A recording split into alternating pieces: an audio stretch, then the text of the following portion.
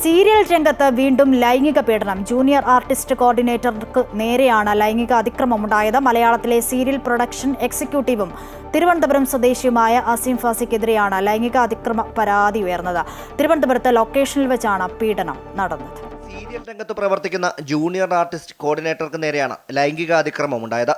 മലയാളത്തിലെ serial production കൺട്രോളറും Thiruvananthapuram സ്വദേശിയുമായ Azeem ഫാസി തനിക്ക് നേരെ ലൈംഗിക അതിക്രമം നടത്തിയതായും ജൂനിയർ ആർട്ടിസ്റ്റുകളെ തനിക്ക് അഡ്ജസ്റ്റ് ചെയ്ത് നൽകണമെന്നാവശ്യപ്പെട്ടതായും ഇവർ പറയുന്നു. പരാതി എന്നെ കയറി പിടിച്ചു എന്നുള്ളതാണ് പ്രൊഡക്ഷൻ കൺട്രോളർ സീരിയൽ രംഗത്തെയാണ്.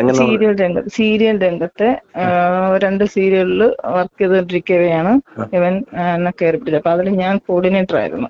പോകുമ്പോഴൊക്കെ ചോദിക്കുന്ന ആൾക്കാരെ കൊടുക്കൂ. കാരണം ഓരോ ജൂനിയർ ആർട്ടിസ്റ്റിനെ വിടുമ്പോഴും അവരെയൊക്കെ നോട്ടം ചെയ്തിട്ട് ചോദിക്കും, ഇവരെ റെഡിയാക്കി തരുമെന്ന്.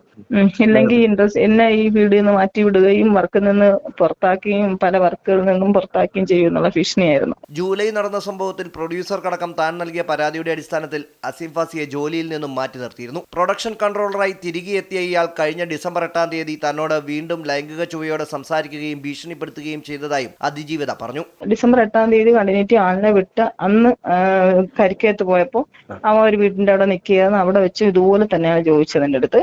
നീ എനിക്ക് വർക്ക് എന്നെ ഇങ്ങനെ ഭീഷണിപ്പെടുത്തോണ്ടിരിക്കാൻ ഞാൻ എൻ്റെ അടുത്ത് നീ കാണിച്ചത് ഞാൻ പുറത്ത് കൊണ്ടുവരും എന്നാണ്. അപ്പൊ അവൻ പറഞ്ഞു എനിക്ക് ഒരു കുഴപ്പമില്ല, നീ ഒരു രീതിയിൽ നീ ഇതും ചെയ്യൂല എന്ന രീതി അവൻ പറഞ്ഞു. മറ്റു 3 വനിതാ ആർട്ടിസ്റ്റുകൾ നൽകിയ പരാതിയുടെ അടിസ്ഥാനത്തിൽ ഫെഫ്കയുടെ പ്രാഥമിക അംഗത്വത്തിൽ നിന്നും അസീം ഫാസിയെ പുറത്താക്കിയതായി സംഘടന അറിയിച്ചിട്ടുണ്ട്. അതിജീവിതയുടെ പരാതിയിൽ FIR ഇട്ട തിരുവല്ലം പോലീസ് അന്വേഷണം ആരംഭിച്ചു. അസീം ഫാസി ഫോൺ സ്വിച്ച് ഓഫ് ചെയ്ത് ഒളിവിൽ പോയതായാണ് പോലീസ് നൽകുന്ന സൂചന. അമൃത ന്യൂസ്, തിരുവനന്തപുരം.